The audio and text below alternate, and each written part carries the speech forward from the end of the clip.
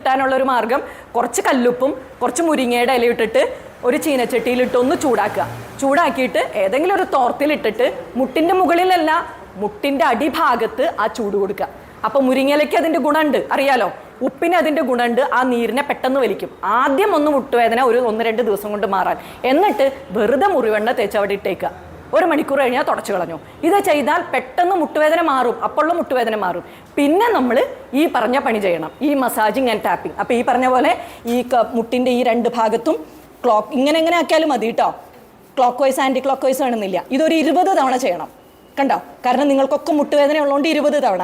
ഈ 20 തവണ ചെയ്തിട്ട് ഇവിടെയും ഇതുപോലെ ടാപ്പ് ചെയ്യുക. മനസ്സിലായില്ലേ? ഈ ഒരു പ്രധാനപ്പെട്ടതാണ് എളിവേദന. മിക്കവർക്കും ഈ എളി ഭാഗത്ത് ഭയങ്കര വേദനയാന്ന് പറയും അല്ലേ? അപ്പോൾ അവിടെ നമ്മൾ ഇതുപോലെ ഇവിടെ 10 പ്രാവശ്യം ഇങ്ങനെയും 10 പ്രാവശ്യം ഇങ്ങനെയായിട്ട് നന്നായി ടാപ്പ് ചെയ്യുക. കാരണം സ്ത്രീകൾക്ക് ഇവിടെയാണ് ഒരു കെട്ട് പോലെ വരുന്നത്. അപ്പോൾ ആ ഭാഗവും നന്നായി മസാജ് ചെയ്യുക. പിന്നെ ഏറ്റവും പ്രധാനം കാലിൽ അതുപോലെ തന്നെ കാലിൻ്റെ ഈ ഭാഗം ഉണ്ടല്ലോ, ഈ കണ്ണി ഭാഗം, ആ കണ്ണി ഭാഗത്ത് നീര് വരും പലർക്കും. അത് കാരണം താഴത്തേക്ക് ഇറങ്ങി വന്നതിന് തിരിച്ച് മുകളിലേക്ക് കയറ്റാൻ പറ്റാണ്ടാവും വെയിൻസിന്. അതുകൊണ്ടാണ്. അപ്പോൾ അവിടെയും ഇതുപോലെ തന്നെ നമ്മൾ നന്നായി ഇങ്ങനെ മസാജ് ചെയ്യുക, ടാപ്പ് ചെയ്യുക 2 സൈഡിലും 10 പ്രാവശ്യം. മനസ്സിലായല്ലോ? പാദസരിടുന്ന ഈ ബോണുള്ള ഭാഗം മനസ്സിലായില്ലേ?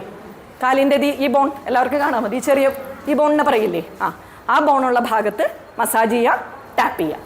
ഇത്രയും ചെയ്താൽ ഒരാഴ്ച ചെയ്തിട്ട് നിങ്ങൾക്കൊരു റിലീഫ് ഇല്ലെങ്കിൽ നിങ്ങൾ എന്നെ വന്ന് കാണും. ഞാൻ അടുത്തത് പറഞ്ഞുതരാം നിങ്ങൾക്ക്. ഇതുകൊണ്ട് 90% ആളുകളുടെയും കാലുവേദന, കയ്യവേദന, കഴുത്ത് വേദന, എളിവേദന ഒക്കെ മാറും.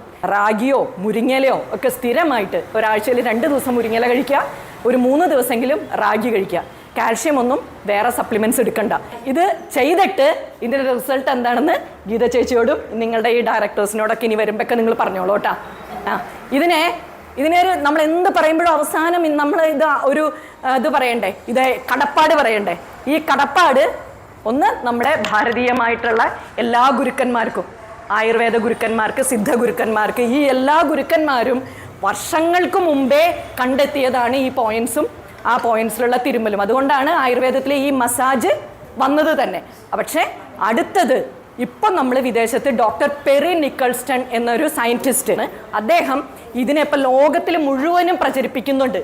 ഞാൻ ഈ പറഞ്ഞതിനെ അതിനെ പറയുന്നത് സൂപ്പർ 6 മസാജ്. എപ്പോഴും അങ്ങനെയാണ്, ഞാനിത് പ്രചരിപ്പിച്ച എൻ്റെ അവിടേക്ക് തീരുമാനം ആരും വരില്ല എന്ന് വിചാരിച്ചാൽ ഞാനിത് പ്രചരിപ്പിക്കില്ല. അപ്പോൾ ഇതും ചെയ്യുക. ഇതിൻ്റെ കൂടെ മുട്ടുവേദനയുള്ളവർ എന്നും ചെയ്യേണ്ട ഒരു കാര്യമുണ്ട്. ഈ മസാജൊക്കെ ചെയ്തുല്ലോ, ഇത് കഴിഞ്ഞിട്ട് നമ്മൾ കുളിക്കാൻ തുടങ്ങുമ്പോൾ സോപ്പ് തേക്കുമ്പോഴും നിങ്ങൾ എന്ത് ചെയ്യണം? ഈ പോയിന്റ്സ് ഒക്കെ ഒന്ന് മസാജ് ചെയ്യണം, സോപ്പ് ഇടുമ്പോഴും. അപ്പോഴും മനസ്സിൽ വേണം കേട്ടോ, ഈ പോയിന്റ്സ് ഒക്കെയാണ് നമ്മുടെ പ്രശ്നക്കാരെന്ന്. പിന്നെ കുറേ നാളായിട്ട് ഇവിടുത്തെ നീർക്കെട്ട് നിന്നിട്ട് കയ്യിൻ്റെ മുട്ടിൻ്റെ ഈ ഭാഗം ഉണ്ടല്ലോ, ഇതിവിടെയും ചിലർക്ക് നീർക്കെട്ട് കാണും. ബ്ലൗസൊക്കെ ഇടുമ്പോൾ ഇവിടെ ഒരു ഉണ്ട കാണും. അപ്പോൾ അത് പോണ വരെ നമ്മൾ എന്ത് ചെയ്യണം? അവിടെ എണ്ണയിട്ട് ഈ പറഞ്ഞ പോലെ 2 സൈഡിലേക്കും മസാജ് ചെയ്യുക, ടാപ്പ് ചെയ്യുക 2 സൈഡിലും. അതുപോലെ കൈവിരലുകൾക്ക് കാലത്ത് എഴുന്നേൽക്കുമ്പോൾ ഒരു പിടുത്തം, വേദന ഒക്കെ ഉള്ളവരുണ്ട്. അവർ ഈ എണ്ണ നമ്മളിത് തേക്കുന്നതിൻ്റെ ഒപ്പം തന്നെ കുറച്ച് കയ്യിൽ ആദ്യം തരുമ്പോൾ ഈ പോയിന്റ് ഉണ്ടല്ലോ, ഇവിടെ നിന്നാണ് ഇങ്ങോട്ടുള്ള ബ്ലഡ് സർക്കുലേഷൻ ഒക്കെ വരുന്നത്. അപ്പോൾ ഈ പോയിന്റിൽ 2 സൈഡിലേക്കും മസാജ് ചെയ്യുക. ഇതൊക്കെ നമ്മൾ വെറുതെ ഇരിക്കുമ്പോൾ ചെയ്യാവുന്നതാണ്. പിന്നെ ഇരുന്ന് ജോലി ചെയ്യുന്ന ആൾക്കാർ, TV കാണുന്ന ആൾക്കാർ എന്ത് ചെയ്യണം? കാണുന്ന സമയത്ത് ഇങ്ങനെ ഇരുന്നിട്ട് കാലെല്ലാ സമയത്തും ഈ കാലിൻ്റെ വിരലുകൾ നിലത്ത് കുത്തിയിട്ട് കണ്ട വെറുതെ TV കാണുമ്പോൾ ഇങ്ങനെ ചെയ്തുകൊണ്ടിരിക്കുക. കണ്ടോ? തയ്ക്കണമൊക്കെ ചെയ്യില്ലേ, തയ്യൽ പണ്ട് കാലത്ത്, ഇപ്പൊക്കെ മെഷീനാണ്. ഇത് ചെയ്തുകൊണ്ടിരിക്കുക. TV കാണുമ്പോഴേക്കും ഇങ്ങനെ ചെയ്തുകൊണ്ടിരിക്കുക. അപ്പം എന്താണ്? താഴത്തുനിന്നുള്ള ബ്ലഡ് സർക്കുലേഷൻ മുകളിലേക്ക് ഇങ്ങനെ കയറാൻ നല്ല എളുപ്പമാണ്. അപ്പം ഇങ്ങനെ ചെയ്ത് കുറച്ച് കഴിയുമ്പോൾ എന്താവും? നമ്മളിങ്ങനെ ചെയ്തു തുടങ്ങും. അതുപോലെ കൈയൊക്കെ കഴുത്തൊക്കെ ഇങ്ങനെ ആട്ടിക്കൊണ്ടിരിക്കുക. ആരെന്തോ വിചാരിച്ചോട്ടെ, നമ്മൾ കുട്ടികളായിക്കൊണ്ടിരിക്കുകയാണ്. അതല്ലേ നമ്മൾ കുളിക്കാൻ പഠിച്ചത്. പിന്നെ കുളി കഴിയുമ്പോൾ ഷവറിലാണ് കുളിക്കണമെന്ന് വെച്ച് കഴിഞ്ഞാൽ കുറച്ചും കൂടി സൗകര്യമാണ്.